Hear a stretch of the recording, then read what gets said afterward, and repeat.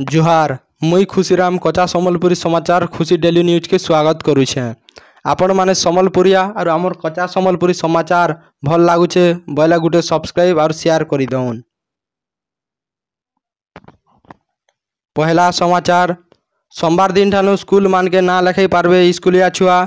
जुलाई मासर 15 तक ना लेखा हेबा। 1 रु हाई स्कूल तक सब स्कूल ना लेखा हेबा। जेन स्कूल मान के 20 जन रु कम स्कूलिया छुआ थिले भी ना लेखा हेबा। कालिर का इटा के नहीं करी विद्यालय गणशिक्षा मंत्री समीर रंजन दास कहिचन। से कहिचन आगरु 20 ठानु कम पिला थिबार स्कूल बंद हेबार लागि कहिथिले, बाकी याचिन ई योजना के अटकाई दैछन। गला वर्ष जेन स्कूल मान के ना लेखा हितिला याचिनी भी हे स्कूल मान के ना लेखा हेबा। बाकी 5 लोकर भितरे सोशल डिस्टेंस रो लागि रखबार के पड़वा बोली करी कहिचन। माइजी मानकर पासबुक रे 500 टंका जनधन योजना फेर पकाला। सरकार प्रधानमंत्री जनधन योजनार माइजी मान को 500 टंका पठाबार आरंभ करिछन। जून मासर लागि ई पैसा दिया जाइछे। गरीब कल्याण योजनार इटा होचे 3 नंबर किस्ती। ई पैसा एबार 10 तारीख ठानु काढ़ी पारबे। 11टा जिल्ला रे माटी खाता देखा बंद होइछे शटडाउन रो लागि।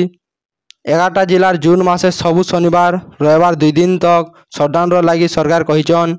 ई 11टा जिला होचे गंजाम, पुरी, नयगढ़, कटक, जगतसिंहपुर, केन्द्रापड़ा, खोर्धा, जाजपुर, भद्रक, बालेश्वर और बलांगीर।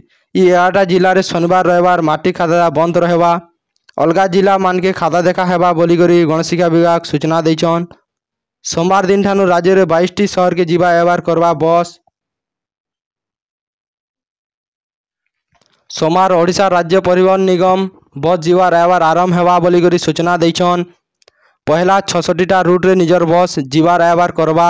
मोट 96टा बस के नहीं करी ओएसआरटीसी 3 दिनिया लोक मान को ई सेवा जगाबा। आरो 2 दिन रहला मौसमी 9टा जिला के येलो वार्निंग जारी करिछन।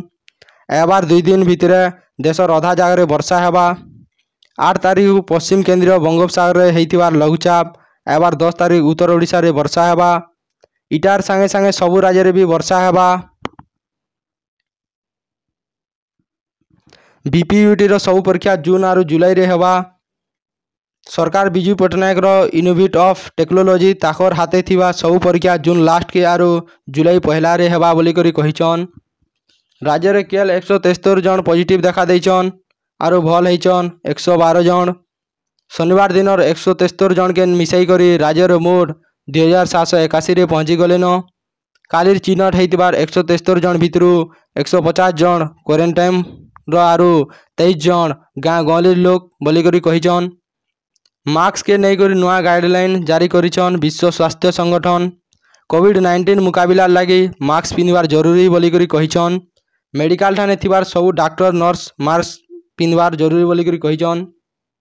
जातिसंघ चेतावनी दैछे जुलाई रे फेर गांगु आएबे। जुलाई मासे भारत के फेर गांगु आएबे इटा के सामना करबार के पड़वा बोली करी कहिछन। वंदे भारत मिशन 3 15 घंटा भितर 22,000 टिकट बिक्री करिछन।